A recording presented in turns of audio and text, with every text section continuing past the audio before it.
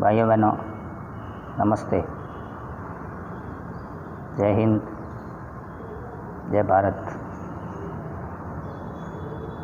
आज कुछ चर्चा के लिए कक्षा 12वीं के हिंदी साहित्य के इतिहास के बारे में चिंतन करने के लिए वीडियो लेकर के आया हूँ। लेकिन इस वीडियो को देख करके कुछ हमारी जो हिंदी साहित्य की पुस्तक है,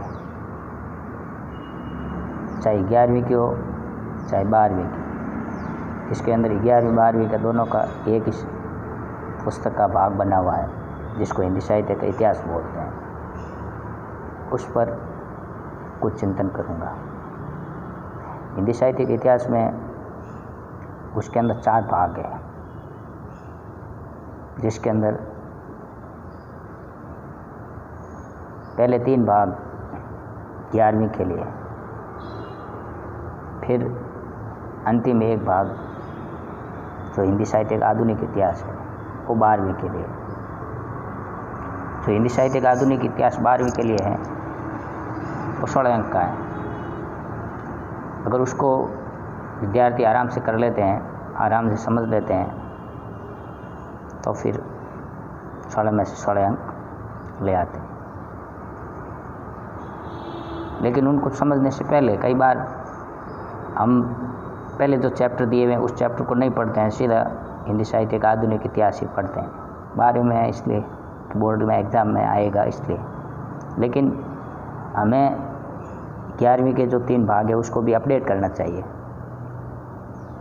क्योंकि पहले 3 भाग हैं वो अगर समझ में आ जाते हैं तो फिर आराम से आधुनिक इतिहास समझ में आएगा। और आधुनिक इतिहास है वो सबसे कठिन है और सबसे सरल भी है। कठिन है कि आधुनिक कवि हैं वो दुनिया भर के हैं, आधुनिक रचनाएं हैं वो दुनिया भर की हैं।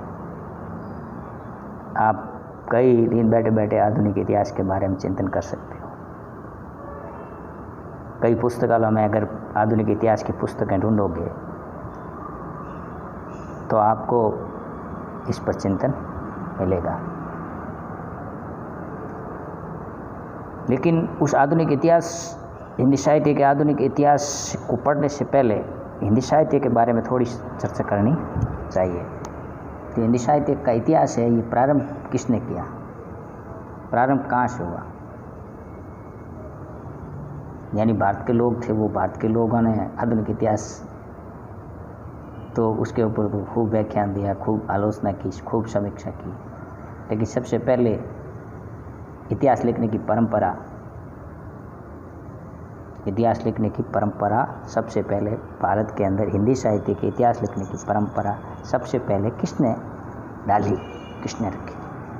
तो इस पर बात आती है तो हिंदी साहित्य का इतिहास लिखने की सबसे पहले बात आती है तो गारसदा तौसी, गारसदा तौसी, जिन्होंने 1839 में फ्रेंच भाषा में, किस भाषा में, फ्रेंच भाषा में हिंदी साहित्य का इतिहास लिखा। और उसका नाम था हिस्toire de littérature हिंदुस्तानी। बोलो आप सब लोग, हिस्toire de littérature हिंदुस्तानी। ये किसने लिखा? तो गारसदा तौसी ने, गारसदा तौसी ने कब लिखा? 1839 में, 1839 में। और किस भाषा में लिखा? तो फ्रेंच भाषा में, यानी अंग्रेज इतिहासकार था। उसके पश्चात बात आती है तो फिर भारत का एक विद्वान इतिहासकार जिसका नाम था शिव सिंह सेंगर, शिव सिंह सेंगर ने दूसरा इतिहास लिखा।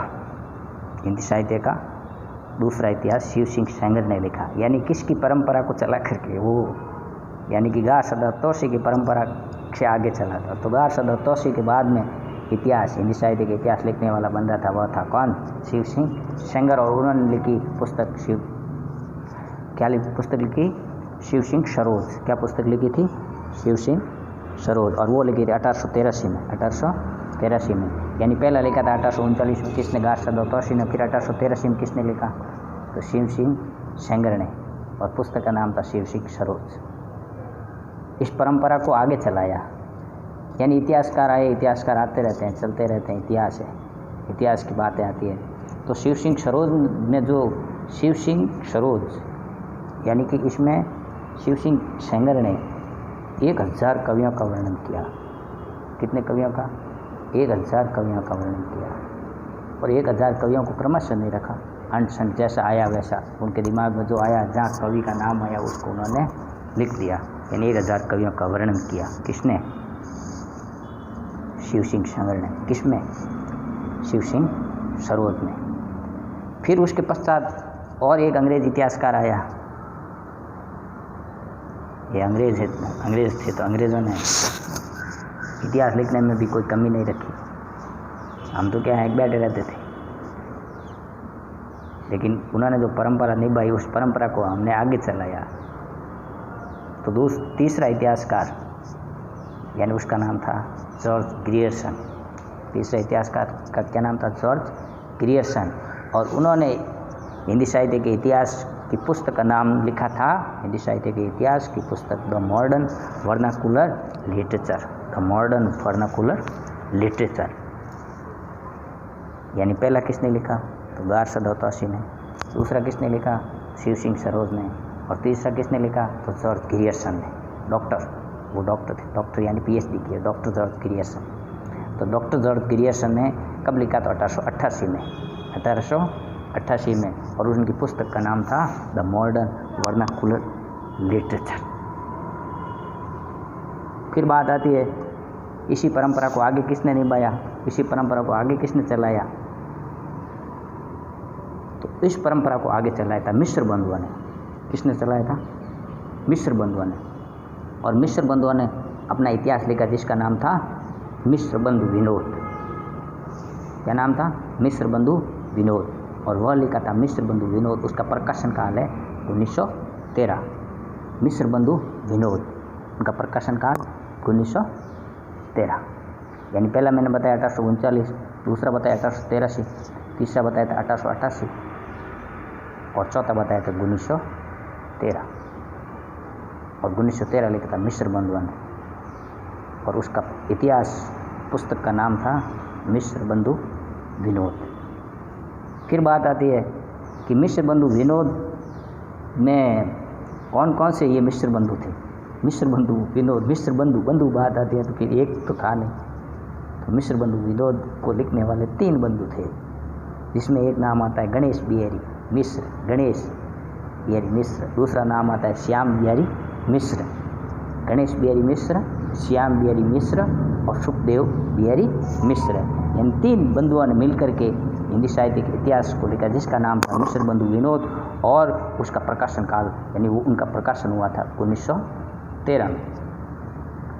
उसके पश्चात यानी कि इन सब को पढ़ा, चाहे गार्सा दत्तासी ने लिखा हो, चाहे शिव सिंह सेंगर ने लिखा हो, या फिर आपके जॉर्ज ग्रियर्सन ने लिखा हो, या मिश्र बंधुओं ने लिखा हो, सभी का इतिहास पढ़ा। और सभी को पढ़ करके, सभी इतिहासों को पढ़ करके सर्वाधिक व्यवस्थित यानी कि उसको सबसे ज़्यादा व्यवस्थित करने का काम, यानी काल क्रमानुसार।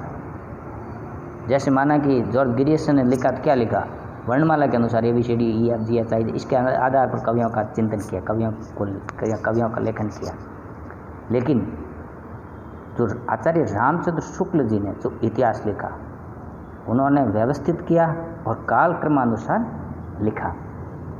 तो यानी कि सबसे पहला गार्सा दत्तासी, फिर शिव सिंह सेंगर ने, फिर आपके जॉर्ज ग्रियर्सन ने, फिर आपके मिश्र बंधुओं ने, और उसके पश्चात इतिहास लिखा किसने? आचार्य रामचंद्र शुक्ल जी ने। तो आचार्य रामचंद्र शुक्ल जी का जो इतिहास है वो सबसे प्रामाणिक माना जाता है। हिंदी साहित्य के इतिहास में 2 बंधु ऐसे हैं जिसमें से नंबर 1 आचार्य रामचंद्र शुक्ल और नंबर 2 आचार्य हजारी प्रसाद द्विवेदी। तो आचार्य रामचंद्र शुक्ल जी ने जो इतिहास लिखा था, उस इतिहास में सबसे पहले नागरिक प्रचारिणी सभा में उसका नाम रखा था, उनका हिंदी शब्द सागर। क्या नाम रखा?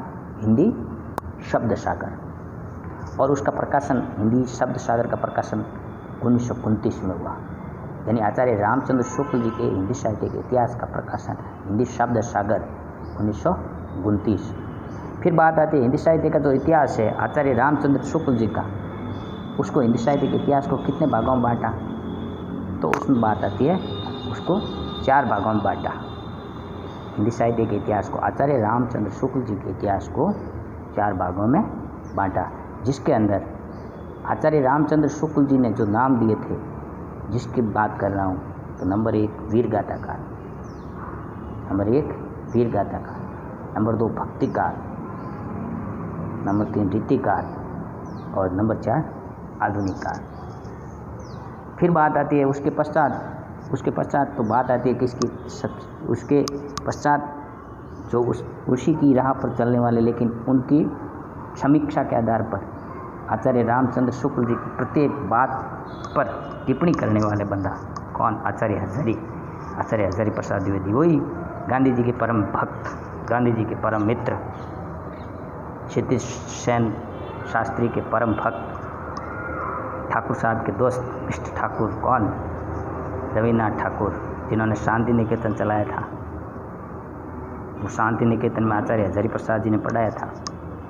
तो आचार्य हजारी प्रसाद द्विवेदी जी ने भी हिंदी साहित्य का इतिहास आदिकाल से, उन्होंने सबसे पहला क्या नाम रखा, तो आदिकाल, फिर भक्ति काल, फिर रीति काल और फिर आधुनिक काल। इस प्रकार हिंदी साहित्य के इतिहास में जो हिंदी साहित्य के इतिहासकार थे, उन इतिहासकारों में जो इतिहासकार की परंपरा को निभाया, यानी कि सबसे पहले अंग्रेज इतिहासकार ने इतिहास लिखने की परंपरा डाली, फिर कहीं जाकर के हमारे भारत के इतिहासकारों ने इस इतिहास हिंदी साहित्य के इतिहास को व्यवस्थित क्रम दिया। तो परंपरा तो हमारे को अंग्रेजों ने दी, लेकिन हमने उसको व्यवस्थित यानी अप टू डेट करने का काम हमारे विशेषज्ञ समीक्षक आचार्य रामचंद्र शुक्ल जी ने उनको किया। ये हिंदी साहित्य के इतिहास की बात की मैंने आपको, लेकिन उससे पहले भी कुछ बातें हैं। तो उससे पहले भी क्या बातें हैं, तो हमारा जो हिंदी का जो विकास क्रम है, वो हिंदी का विकास क्रम भी किस प्रकार चला, तो मैंने शायद कई बार बताया होगा, आपने कभी मेरे वीडियो में देखा होगा, जिसके अंदर संस्कृत के अंदर आपने सबसे पहले संस्कृत के भी 2 भाग थे, एक वैदिक संस्कृत है और एक लौकिक संस्कृत। वैदिक संस्कृत के अंदर वेद पुराण लिखे गए, जिसमें सबसे पुराना वेद जिसको ऋग्वेद के नाम से जानते हैं।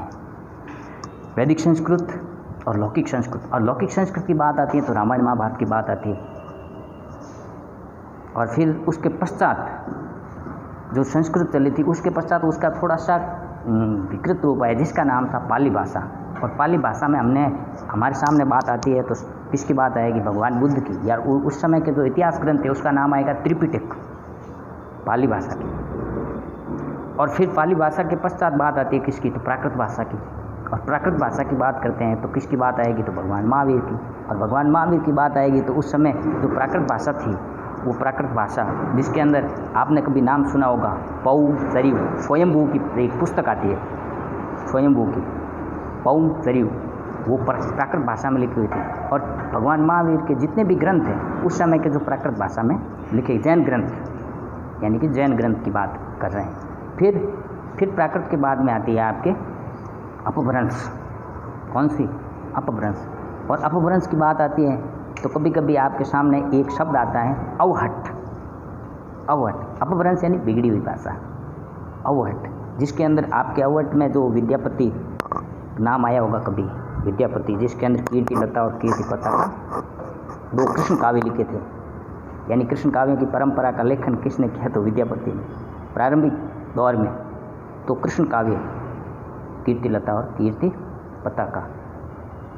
अपभ्रंश के पश्चात जो हमारी आधुनिक हिंदी चल रही है, जिसको हम खड़ी बोली हिंदी कहते हैं। अब अपभ्रंश की बात करते हैं तो अमीर खुसरो भी आया होगा, आपने कभी अमीर खुसरो की पहेलियाँ इस प्रकार कभी देखना आप। उसके पश्चात भी हम बात कर रहे हैं आधुनिक हिंदी यानी कि खड़ी बोली हिंदी। अब खड़ी बोली हिंदी जो वर्तमान में चल रही है, इस प्रकार हमारी भाषा का जो क्रम रहा है, उस क्रम के बारे में भी हमने साथ साथ में चिंतन कर लिया। यानी 2 बातें हमने चिंतन की। नंबर 1 क्या किया, हिंदी साहित्य का इतिहास, हिंदी साहित्य के इतिहास की परंपरा और हमारी भाषा का विकास क्रम। भाइयों बहनों, इस वीडियो को देखिएगा, देखने के पश्चात लाइक करें, लाइक और सब्सक्राइब करने के पश्चात ये महत्वपूर्ण वीडियो है तो इस वीडियो को अपने मित्रों को भी भेजिएगा ताकि उनको भी पता रहे कि वास्तव में हिंदी साहित्य के इतिहास का कालक्रम क्या है और फिर हिंदी का कालक्रम क्या है, फिर हिंदी साहित्य के जो इतिहास है इसकी लेखन परंपरा कहाँ से प्रारंभ हुई और किस अंग्रेज ऑफिसर से लगा करके आचार्य हजारी प्रसाद और भी कई लोग डॉक्टर जैसे हिंदी साहित्य के इतिहास लिखने में कई लोग आए थे।